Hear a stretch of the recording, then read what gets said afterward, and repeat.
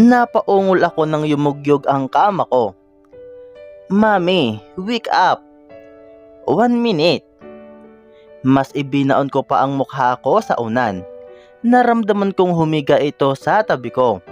Kinuha nito ang hilang-hibla ng buhok ko at saka pinasok sa tenga ko.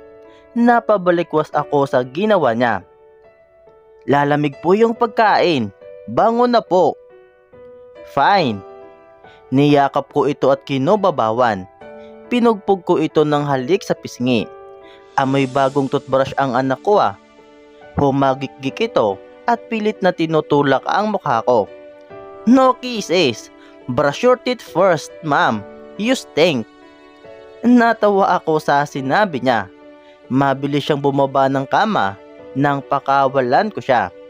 Binigyan niya muna ako ng flying kiss bago ko maripas ng takbo palabas. Tito, gising na si mami. Rinig ko pang sabi niya. Nag-inat na muna ako bago bumangon. Naghihikab ako habang papasok ng banyo. Naghilamos ako at nag-toothbrush bago lumabas ng kwarto.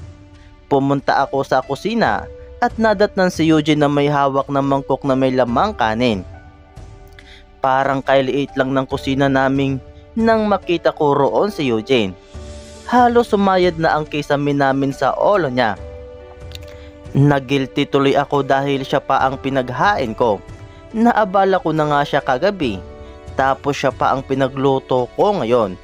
Lumapit ako sa kanya at kukunin sana ang mangkok kung hindi lang niya iyon iniwas. Morning.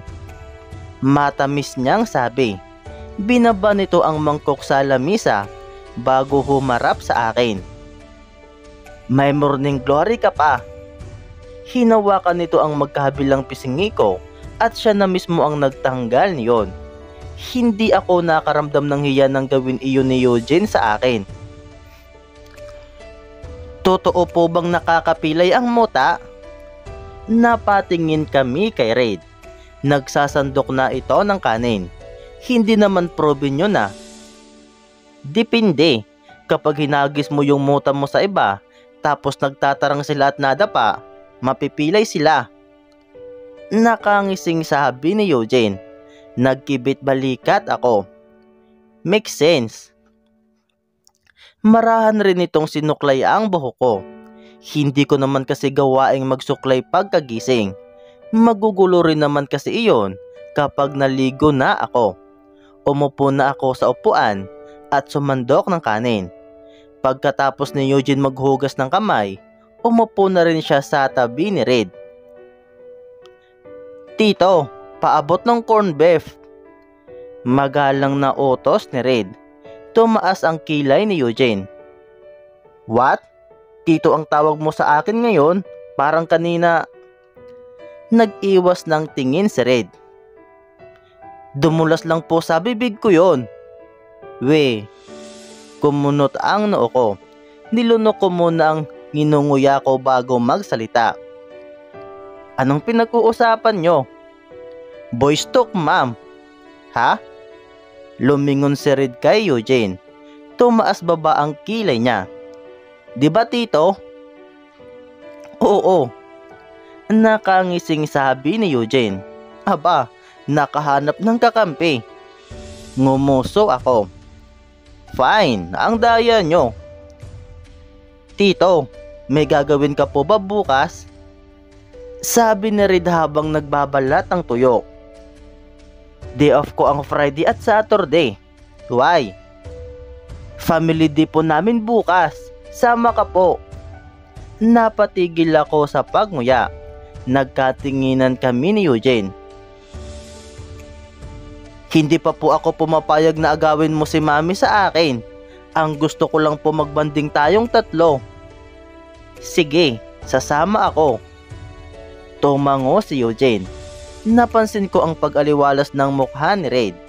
Bigla namang tumunog ang cellphone ni Eugene. Dinukot niya iyon sa bulsa niya at tiningnan. Excuse me. Tumayo siya at umalis ng kusina para sagutin ang tawag. Tahimik ko lang na pinagmamasdan si Red habang kumakain ito. Mukhang napapalapit na ng todo ang loob niya kay Eugene. Bumalik si Eugene para sabihin sa amin na kailangan na niyang pumasok sa ospital dahil may naka-schedule siyang check-up na buntis. Hinalikan niya ako sa noo at nakipag-high five kay Red. Nangako ito kay Red na darating siya sa Biyernes. Dumating ang araw ng Biyernes. Hindi nga niya binigo si Red. Sakay ng kotse niya ay nagpunta kami sa lugar na paggaganapan ng Family Day. Isang sikat na resort ang napili nilang pagganapan at ang kailangang suot ay swimwear. Kaya napabili ako ng one-piece swimsuit para sa event na iyon. Mabuti na lang at kumasya ang budget ko. Nakarating kami sa event center. Kanya-kanya kami ng cottage doon at may isang malaking pool ang nasa gitna. Doon daw kasi gaganapin ang ibang games. Ang susunod po nating game ay flag snatching. Ang kailangan po natin dito ay ang tatay at ang kanilang anak. Anunsyo ng MC. Red. Napatigil ako sa pagbili ng tilapia at nilingon si Sander.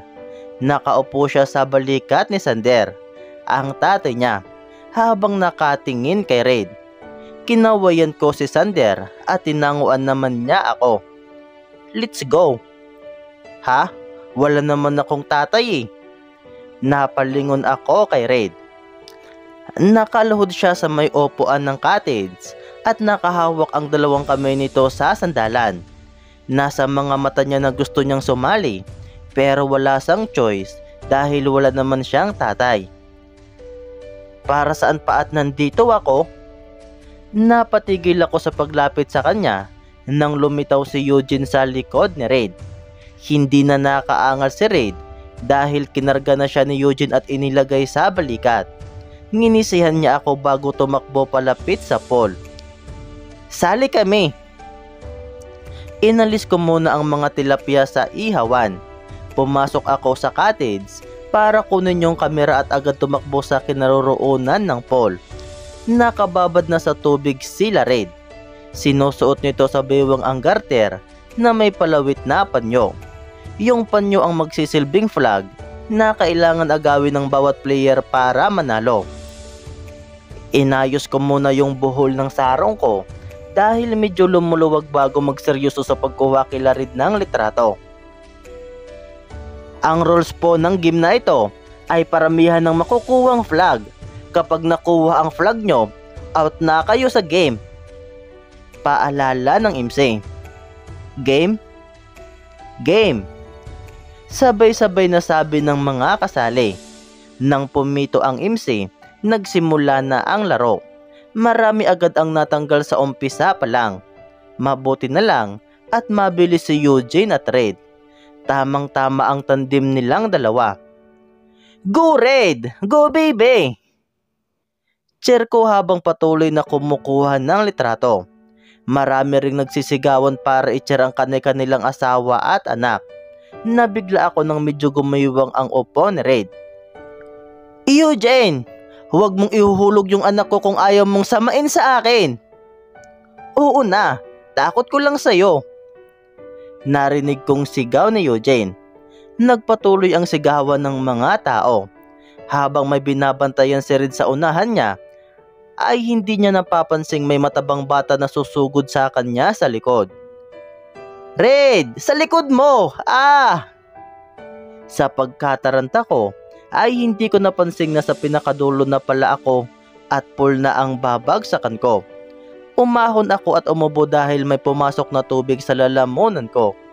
Pagdilat ko ay nakangising mukha ni Eugene ang sumalubong sa akin. Okay ka lang? Tanong nito. Oo, hala.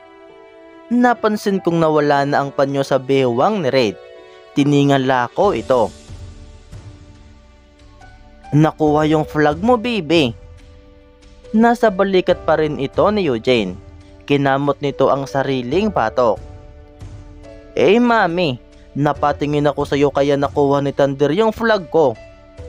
Tiningnan ko ang kinaroroonan ni Sander. Naglalaro pa rin ito at ang kanyang ama. Binalik ko ang tingin kay Red. Ay sorry. Okay lang Mai, mas mahalaga ka naman kaysa sa game. Namula ako sa sinabi niya. Bigla kong naalala kung ano yung hawak ko bago ako mahulog sa pool. Naipadyak ko ang paa ko sa ilalim ng tubig nang makita ang kamera ko na nalunod sa tubig. Iyong pictures, ay asar naman. Ang pogi pa naman ng anak ko sa mga kuha ko. Narinig ko ang mahinang pagtawa ni Eugene. Sinimangutan ko ito. Laughing at my misery? Nope, ang cute mo kanina nung nalaglag ka. Sarap picturan. Humalakhak ito. Pinalo ko ito sa braso. Tumawa lang ito at inalis ang ilang hibla na tumabing sa mukha ko. Umahon na nga tayo. Napansin kong marami na palang nakatingin sa amin. Ang iba sa kanila ay may ngiti na parang may pinapahiwatig. Ako ang unang umakyat ng hagdan at pagkatapos ay binuwat si Red mula sa balikat ni Eugene. Hinintay naming umahon si Eugene sa tubig. Humawak ito sa magkabilang railings at iniangat ang sarili. Napanganga ako habang pinagmamasdang tumutulo ang tubig sa katawan niya. Ang iilang butil ng tubig ay pumupunta sa bawat biyak ng katawan niya. Medyo dumaos-dos pababa ang kanyang trunks kaya nakita ang bilay niya. Ginulo nito ang buhok para maalis ang ibang tubig at mas lalo pa siyang naging kaakit-akit sa ginawa.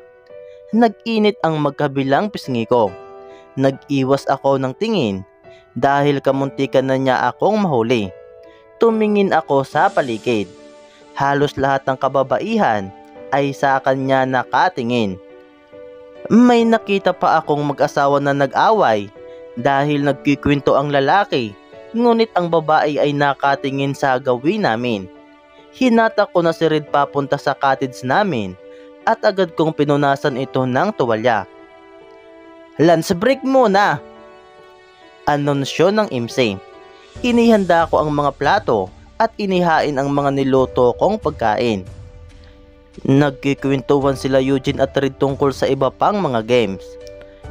Mukha ngang ako ang OP ngayon. Natapos ang oras ng tanghalian. Hindi ko muna pinasali si Red sa unang game dahil baka sumakit ang tiyan niya. Marami kasi siyang nakain.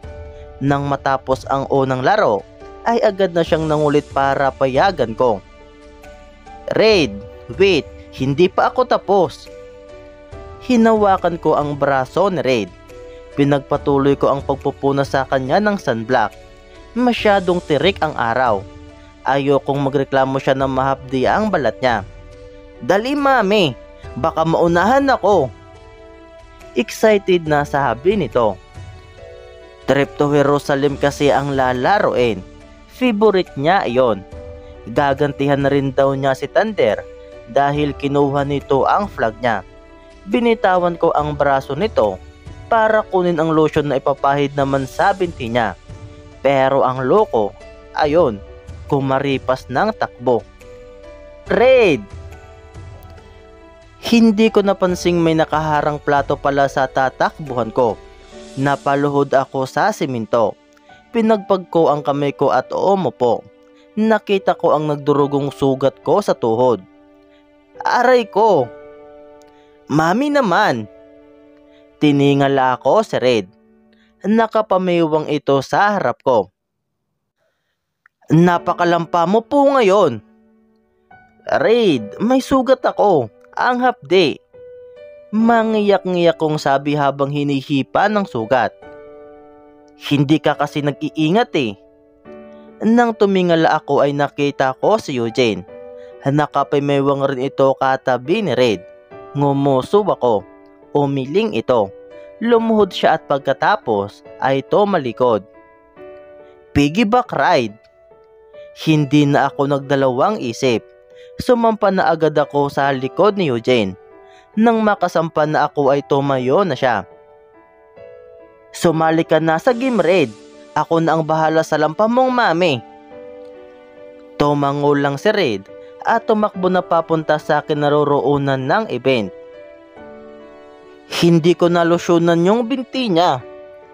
Mahina kong sabi habang pinagmamasdan si Red. Tumawa ng mahina si Eugene at naglakad na pabalik sa cottage namin. May narinig akong sigaw na mura ng isang lalaki. Hinanap ko kung sino ang nagmamay-ari ng boses na iyon. Napansin ko ang isang lalaki na nasa may gilid ng pader. Hindi kalayuan sa kinaroroonan namin. Malakas nitong sinuntok ang pader ng tindahan. Sa sobrang lakas, tingin ko ay nagdudugo na iyon ngayon. Napangiwi ako. Biglang bumilis ang tibok ng puso ko nang tumingin siya sa gawin namin. Hindi ko alam kung bakit naging abnormal iyon. Ilang sandali lang niya kami tiningnan. Mabilis na siyang tumalikod at naglakad paalis.